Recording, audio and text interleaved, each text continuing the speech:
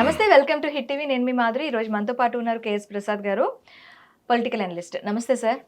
Sir, Bharati గారి మీద Chebrol Kiran Kumar and అలాగే ఇంకొక సీమరాజా అనే ఇద్దరు అనుచిత వ్యాఖ్యలు చేశారు.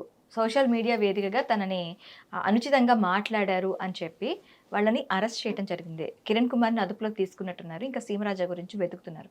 సో ఈ సినారియాని మనం ఎలా చూడాలి? ఒక ఆ మహిళ పైన, ఒక మాజీ సీఎం వైఫ్ మీద మాట్లాడే ఇది ధైర్యం చేశారు అంటే ఇది ఇర్రెస్పెక్టివ్ ఎలా చూడాలి మనం అంటారు? ఫస్ట్ థింగ్, ఇందులో సీమరాజు గారు ఆ విధంగా మాట్లాడింది కిరణే. ఓకే.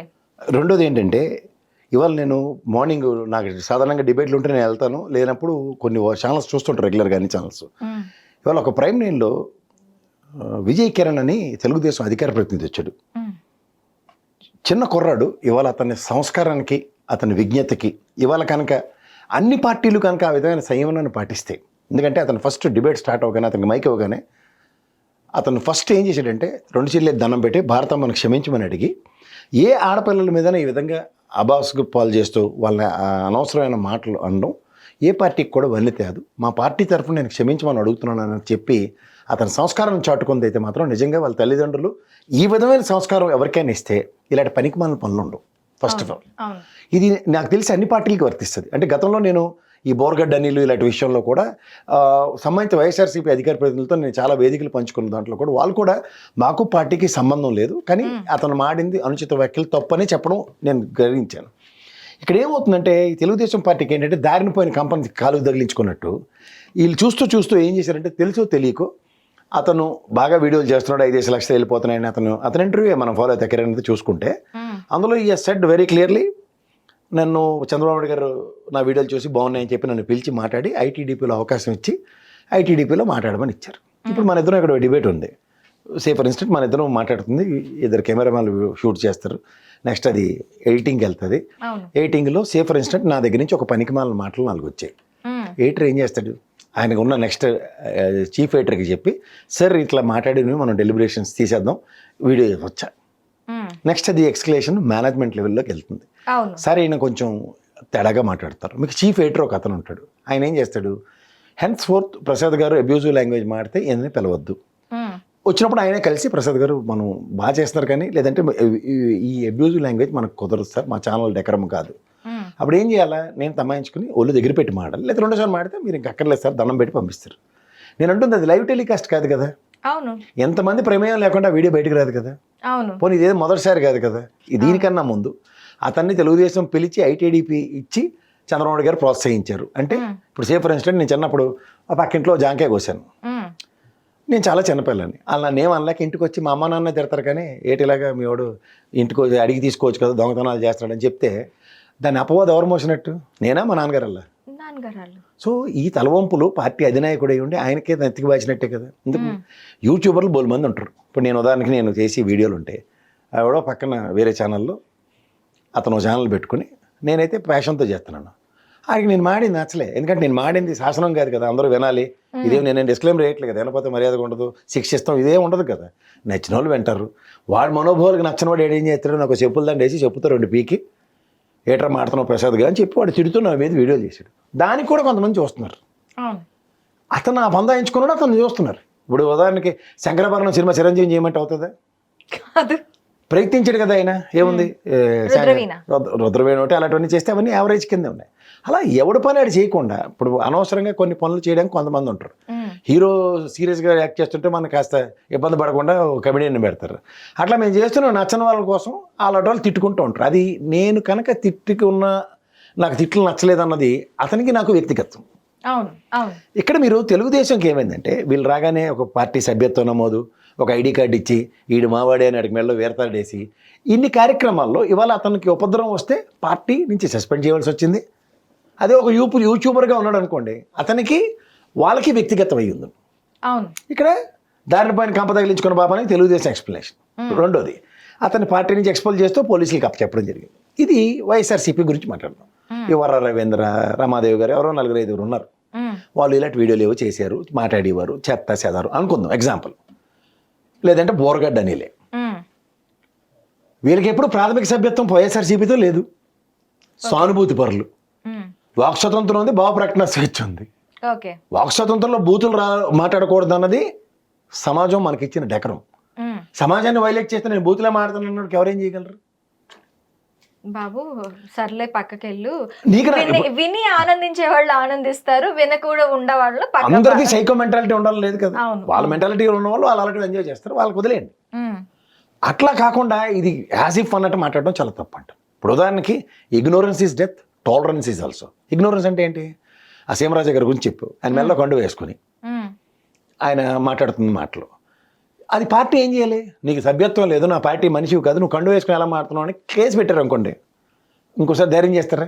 చేయరు. కానీ దానికి టిట్ ఫర్ టైట్గా ఇంకోటితో కండు వేయించి ఇటు నుంచి మాట్లాడించి అవన్నీ అనవసరమైన తలకాయ నొప్పులే కదా. ఇవాళ వాడు మాట్లాడుతున్నాడు, నన్ను గిల్లేడు పొడిచాడంటే ఇది మొదటి నుంచే మొక్కై వంగంది మోనే వంగున, ఇది ఒక ప్రశ్న. రెండోది మనం ఏం మాట్లాడుతున్నాం ఇక్కడ? మీకు ఈ కిరణ్ అన్న విషయం రజనీ గారిది సజ్జలది మాట్లాడాడు, తర్వాత అవినాష్ రెడ్డిది మాట్లాడాడు, తర్వాత ఇష్టం వచ్చినట్టు అందరి విషయాలు మాట్లాడుతున్నాడు. వీటన్నిటికీ మూల కారణం ఎక్కడ? ఇప్పుడు ఆవు గట్టును మేస్తుంది అనుకో, దోడెలు సీల్లో మేది కదా. అనితమ్మ గారు గౌరవప్రదమైన హోమ్ మినిస్టర్ పొజిషన్లో ఉండి ఆవిడ మాట్లాడిన మాటలు, భారతమ్మ గారిదిను విజయమ్మ గారి విషయంలో అమ్మ అన్న మాటకి ఆవిడ ఇచ్చిన నెరేషన్స్, ఈ వివేకం అనే పనికిమాలిన సినిమా టికెట్ ఆశించి తీసిన ఒక సినిమాకి చంద్రబాబు గారు వివేకం సినిమా చూడండి, ఈ ప్రొవకేషన్స్ ఎక్కడి నుంచి వస్తున్నాయి? ఈ కిరణ్ని ప్రోత్సహించి ఐటీడీపీలో ఉద్యోగం ఇప్పించి మా గురించి బాగా మాట్లాడిన అయినా అని చెప్పి ప్రోత్సహించిన బాధ్యత ఎవరిదవుద్ది? మా గురించి బాగా మాట్లాడు అంటే పక్కోడిని తిట్టు అని కాదు కదా సార్. అలా కాదు కదా, ముందు మాట్లాడి నువ్వు కూడా ప్రభావితం అయ్యే కదా. ఆయన చెప్పింది ఏంటి? నేను మా నాన్నగారు ఇరిగేషన్ డిపార్ట్మెంట్లో పనిచేసేవారు, ఆయనకి ఆరోగ్యం బాగోలేకపోతే నేను లష్కర్ కింద జాయిన్ అయ్యా, తదనంతరం స్వీట్ కోట్ పెట్టుకున్నా, తర్వాత వీడియోలు చేస్తుంటే మా అమ్మ ప్రోత్సహించి వీడియోలు చేసిన, తదనంతరం వచ్చిందే పరిణామం. నువ్వు బాగా పెర్ఫామ్ చేస్తే రిపబ్లిక్ టీవీ పిలిచాడు అనుకో, యువర్ పర్ఫార్మెన్స్ ఈస్ గుడ్ అని దాన్ని అప్గ్రేడేషన్ అంటారు. ఇలా అప్గ్రేడేషన్ పార్టీ పరంగా జరిగినప్పుడు ఒక మోడల్స్ ఆఫ్ ఆపరెంట్ ఎందుకు గమనించట్లేదు నువ్వు? ఇందులో నెగిటివిటీ అన్నది హిడెన్ ఎజెండా కింద కాకుండా ప్రాక్టికల్గా నెగిటివ్ అన్న కంటెంట్ని త్రూగా కండువాలు కప్పి ఆవిడెవరో శ్వేతిరెడ్డి ఎక్కడో ఉంటారు, ఆవిడ నన్ను తిడుతుంది, సీమరాజు నన్ను తిడుతూ చేశాడు, ఈ కిరణ్ నన్ను తిడుతూ చాలా వీడియోలు చేశాడు. ఎగ్జాంపుల్ చెప్తున్నా. ఇతనికి నాకు పర్సనల్గా అతను ఐటీడీపీ నుంచి తిడుతున్నాడు అన్న అపవాదం ఇవాళ అతనికి వచ్చినట్టే కదా. అవును, డైరెక్ట్గా యాక్సెప్ట్ చేశారు. పార్టీకి వచ్చింది. ఇప్పుడు గతంలో పాత వీడియోలు చేయొచ్చు, కొత్త వీడియోలు చేయొచ్చు, whatever you name it as. ఇవాళ నేను మాడుతుంది అంటే స్పెసిఫిక్గా ఫస్ట్ ఆఫ్ ఆల్ నాకు ఒక అధికార ప్రతిష్టాయి ఉన్న వ్యక్తి కూడా నా గురించి ఒక పర్సనల్ వీడియోలో నేను తిడుతూ చేశాడు. ఓకే, ఇది ఎంతవరకు సముచితం? అది వాళ్ళ విజ్ఞతకు వదలాలి. పైపోతే నాకు ఎదురు ఏంటంటే నువ్వు ఎందుకు కేసులు పెట్టలేదంటే ఇది ఏది తెల్లారు లేచి ఆ కింద కామెంట్లు లేదు, నా మనోభావాలు గాయమి శ్రీకాకుళం వెళ్ళి కేసు పెట్టి విజయవాడ వెళ్ళి కేసు పెట్టాల్సిన అవసరం ఉంది. అది కాదు కదా. Content what you are delivering is more matters. ఇప్పుడు మనం ఒక వ్యక్తి గురించి మాట్లాడే హక్కు నీకు ఎవరిచ్చారు? ఇవాళ ఇల్లీగల్ రిలేషన్స్కే సుప్రీంకోర్టు రాచమర్యాదలతో మీ సావులు మీరు చావండి అని చెప్తుంది. అవును, పాయింట్ 1. రెండోది, ఇక లేనిది ఆపాదించి మాట్లాడడానికి నీకు ఎవడిస్తున్నాడు సూపర్లేటివ్ డిస్క్రిప్షన్స్? ఒక సమాజంలో ఎంత కాదన్నా వాళ్ళు ఎంపీలు, మినిస్టర్లు, ఎమ్మెల్యేల స్థాయిలో ఉన్న వ్యక్తులకి మన స్థాయి ఏంటి? ఇప్పుడు గిరాకార్పి అన్న వ్యక్తి ఎవడో ఉన్నాడు, అతను మాట్లాడుతూ కూడా వీడియోలు ఏవో పడితే అవి చేస్తుంటాడు. Over a period of time ఒక స్థాయి కలిగిన ఇంకొక నటుడు, ఆయన బాబు మోహన్ గారు, మాజీ మంత్రి కూడా, ఆయన ఎమ్మెల్యే స్థాయి. ఆయన ఏం చెప్పాడు? మనం స్థాయిలు మర్చిపోయి మన బతుకులు మర్చిపోయి ఏం మాట్లాడుతున్నాం అన్నది మాట్లాడు. మనం కాదు కదా. సమాజం ఎలా ఉంటుందంటే మనం ఏదో చేసి పారిపోయామని కాదు, దాన్ని ఎక్కడో దగ్గర ఒక ఖండన ఎదుర్కోవాల్సి వస్తుంది. ఆ ఖండనకి ఎట్లాంటి యాటిట్యూడ్స్ యాడ్ అవుతున్నాయో గమనించుకోవాలి. You cannot take things as granted as long as things are happening అనుకుని. ఫస్ట్ ఆఫ్ ఆల్ నువ్వు మాట్లాడుతున్నప్పుడు నిన్ను ఎవరు నిలువరించలేదు, తర్వాత అధికారం యాడ్ అయింది కాబట్టి ఇంకొంచెం యాడెడ్ ఫ్లేవర్ అనుకుంటే అది భ్రమ. ఓకే, విరుగుట కొరకే అన్నది కాకూడదు, పెరుగుదల కోసం అన్నది ఉంటే ఆ పెరుగుదలలో మన యొక్క ఇండివిజువాలిటీ ఎన్హాన్స్ అవుతుంది, వ్యక్తిత్వ హననాలు. ఇప్పుడు ఇంకోటి ఏంటంటే వాళ్ళు మాడారు కాబట్టి నేను మాడాలి అన్నది అది మీ విచక్షణ కాదు. ఇప్పుడు 43 సంవత్సరాల లెగసీ ఉన్న పార్టీ, దీనికి ఒక ప్రాథమిక సభ్యత్వ నమోదులు, ఒక్కొక్క ఐడెంటిటీ, ప్రతి ఒక్కరికి గుర్తింపులు, ఇవి చాలా ఇంపార్టెంట్. ఇది మిగిలిన పార్టీలతో కంపేర్ చేయండి. ఇది జరగనప్పుడు, ఇది జరుగుతున్నప్పుడు owning a person is not an ordinary thing. అలాంటి owning a person is disowning the party and disowning the party cadre. అది ఎవరికి తలవంపులు వస్తున్నాయి? పార్టీకి, పార్టీ అధినాయకుడికి. ఇది గమనించుకోకపోతే ఈ సెన్సిటివిటీని మిస్ అవుతున్నారు వాళ్ళు.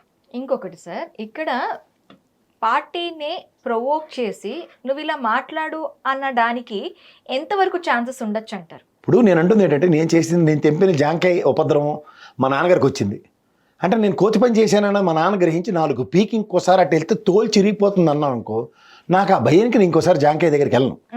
కానీ మా నాన్నగారు ఇవాళ ఏమనుకుండా ఆయనతోనే తగుబడి అదేంటిది చిన్నపిల్లడు జాంకాయ కోస్తే ఏమైంది అని అలా మాట్లాడారు అనుకో.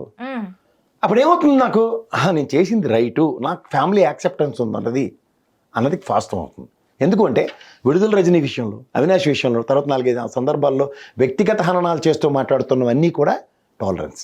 ఉపద్రవం పేక మీదకి వస్తే సత్య హరిశ్చంద్రుడిని, నేను పతివ్రతని, నన్ను మించిన వాళ్ళు లేరు, మేమే వీళ్ళని ఇచ్చేసాం. ఆయన కనుక జైల్లో పెట్టబోతే కుంభి వాతలు పడేసి ఉందరు. అవును, మనోభావాలు అందరికీ ఉంటాయి కదా, ఉంటుంది. తాడోపేడో కదా. Year Masters, 2 years work permit up to 5 years visa. Contact Saurya Consultancy. Contact 89851 89851.